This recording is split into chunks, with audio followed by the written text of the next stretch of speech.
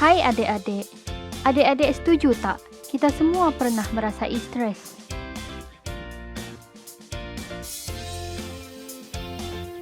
Ya, tidak tahu? Mungkin ada di antara adik-adik tidak pasti apa makna stres.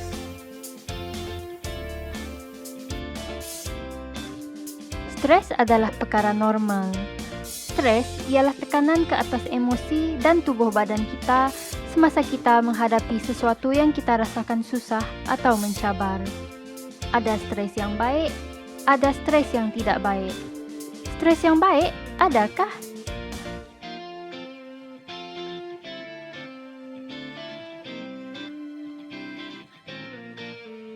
Stres yang baik ialah stres yang berguna, yang mendorong kita membuat sesuatu yang perlu.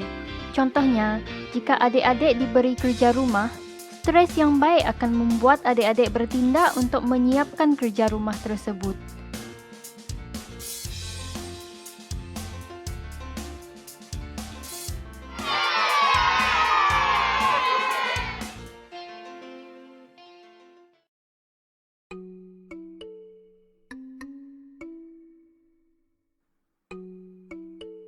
Tetapi, jika adik-adik mengalami stres yang tidak baik atau terlalu banyak ataupun berpanjangan, ia akan menjejaskan kesehatan mental adik-adik. Sekarang, mari kita kenal pasti apakah punca stres yang tidak baik. Masalah keluarga. Keluarga yang bermasalah akan menimbulkan stres yang tidak baik kerana remaja yang terkesan tidak mempunyai daya untuk menyelesaikan masalah tersebut. Sekolah juga boleh menjadi punca stres. Contohnya, jika kerja sekolah terlalu banyak atau adik-adik rasa tertekan untuk memahami pelajaran yang adik-adik rasa susah. Buli. Remaja yang kerap dibuli sudah tentu akan mengalami stres yang tidak baik akibat sentiasa berasa tersinggung atau disakiti.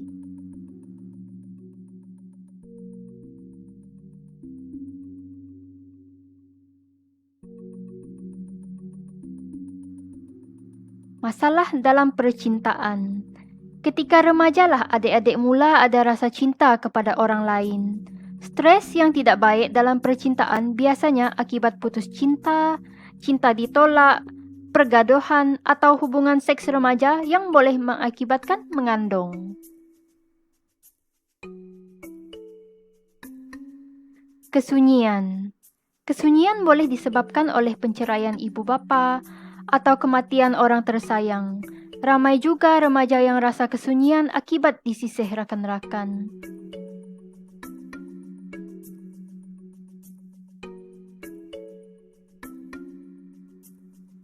Pindah ke tempat baru. Remaja yang berpindah ke tempat baru akan berasa stres kerana susah menyesuaikan diri dan terpaksa mencari teman baru.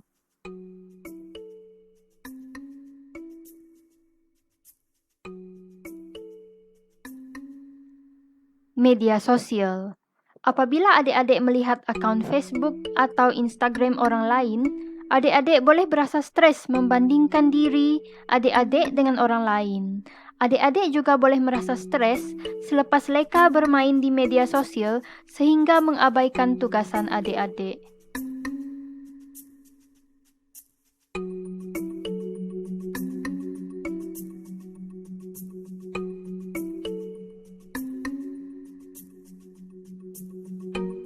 Perubahan hormon ketika meningkat remaja juga boleh mengakibatkan ketidakstabilan emosi dan stres.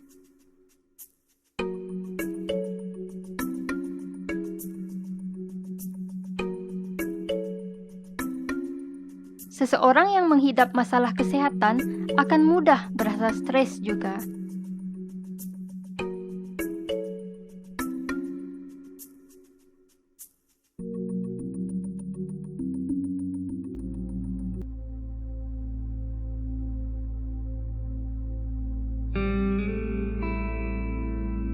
Ingat tak tadi, saya katakan bahawa stres yang banyak atau berpanjangan boleh menjejaskan kesihatan mental. Mari kita lihat apa akan berlaku jika stres berpanjangan dan menjejaskan kesehatan mental.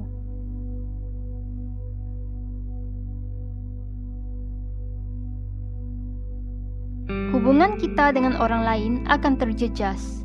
Kerana jika kesehatan mental adik-adik terjejas, adik-adik akan kerap berasa marah atau sedih lalu tidak dapat berkomunikasi dengan orang lain secara aman.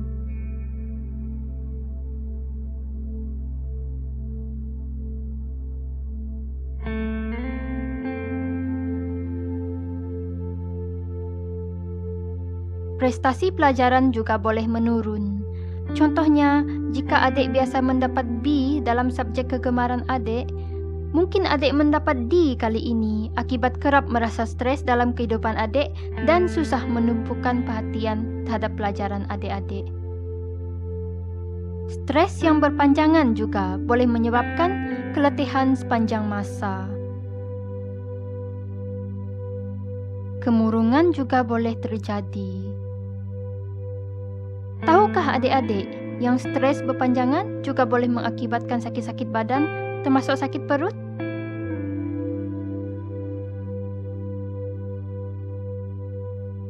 Terdapat pelajar yang mengalami stres berpanjangan mengalami masalah disiplin di sekolah.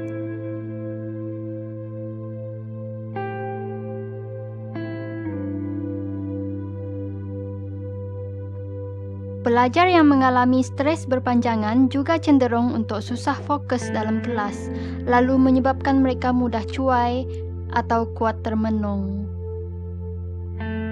Stres yang berpanjangan menyebabkan sesetengah remaja ingin mencuba sesuatu yang mampu menghilangkan stres dengan sekelip mata seperti arak, rokok atau lebih teruk dadah. Kesemua ini dapat menyebabkan ketagihan yang akhirnya akan membinasakan kehidupan.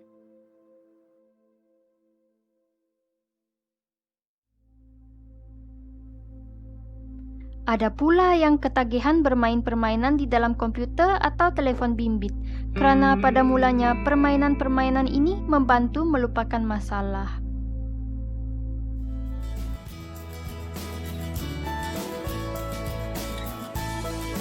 Oleh itu adik-adik, kita harus atasi stres kita supaya kesehatan mental kita terpelihara.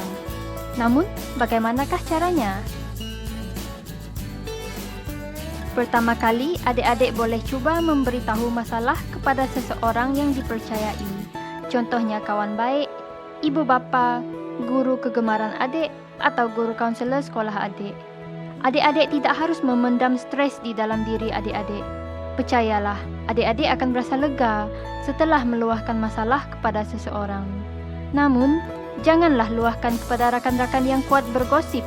Khawatir nanti masalah adik akan bertambah pula.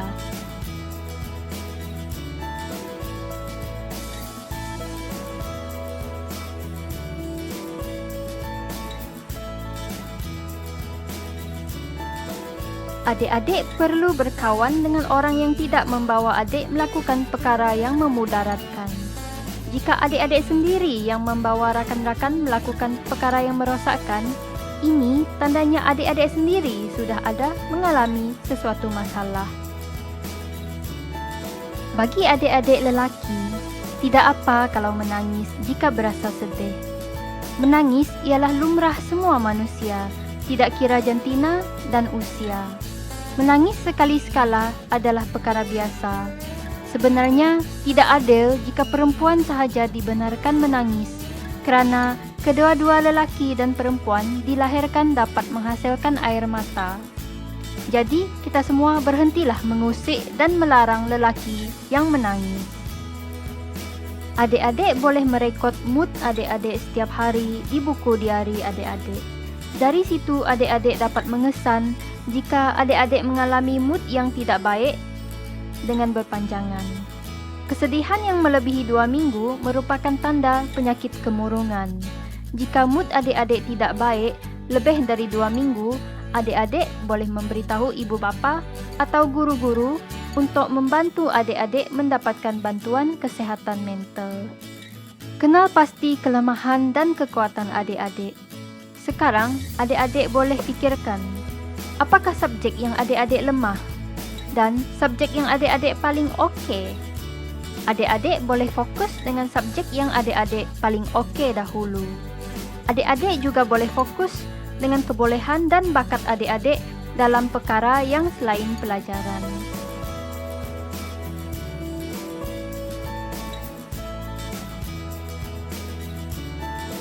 Jangan pula memberitahu tentang masalah adik-adik di Facebook atau Instagram.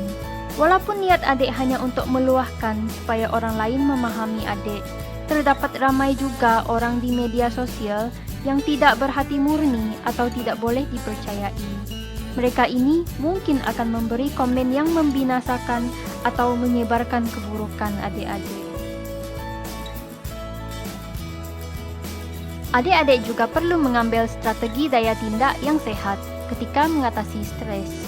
Contohnya, adik-adik membuat refleksi diri, bercakap dengan rakan yang dipercayai, pergi bersukan, menyertai aktiviti seni mempertahankan diri, atau melakukan apa-apa sahaja yang adik suka, tetapi tidak keterlaluan atau memudaratkan.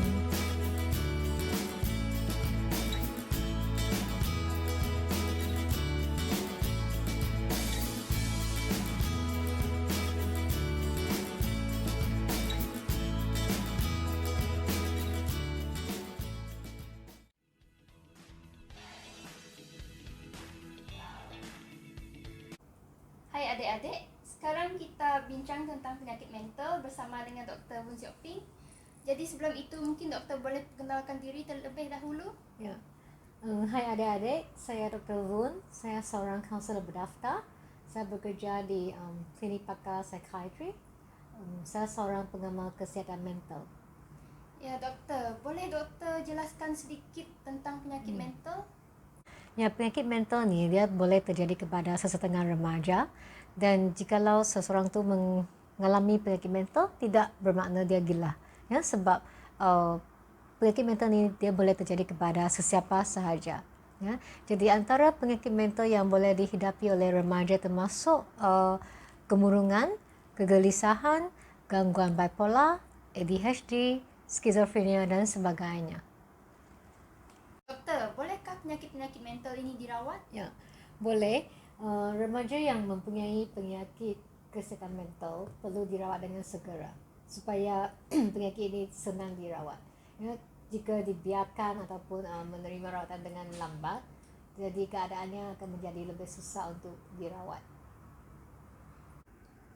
Jadi rawatan segera amatlah penting. Jika adik-adik mengalami emosi yang tidak stabil ataupun berasa terlampau stres, adik-adik boleh beritahu ibu bapa atau guru-guru supaya mereka dapat membantu adik mendapatkan pertolongan kesihatan mental.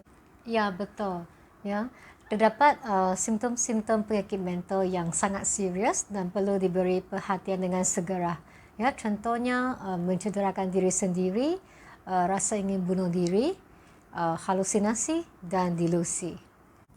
Halusinasi itu ialah keadaan di mana seseorang melihat, mendengar dan merasa sesuatu yang tidak ada. Manakala delusi itu ialah keadaan di mana seseorang itu betul-betul percaya sesuatu yang tidak benar. Betul tak doktor? Ya, tepat. Ya. Terdapat sesetengah orang tidak mahu mendapatkan rawatan kesihatan mental kerana mereka takut orang lain tahu, malu dan takut dihina oleh orang lain. Ya, jadi jika adik-adik rasa malu, ya, adik-adik mungkin tidak mahu tampil untuk menerima rawatan yang sepatutnya. Ya, nah, nanti penyakit mental akan menjadi lebih susah untuk dirawat. Ya, dan semua ini boleh berlaku disebabkan adanya stigma tentang penyakit mental. Ya, jadi apa itu stigma? Stigma ini bermaksud salah anggap terhadap sesuatu perkara yang menimbulkan ketidaksenangan, malah kebencian. Jadi adik-adik, kita janganlah menghina rakan-rakan yang menghidap penyakit ataupun masalah mental. Ya, sebab ini bukan perkara yang mereka minta. Ya, dan penyakit mental ini boleh dihadapi oleh sesiapa sahaja tanpa mengira bangsa, umur, agama ataupun pangkat.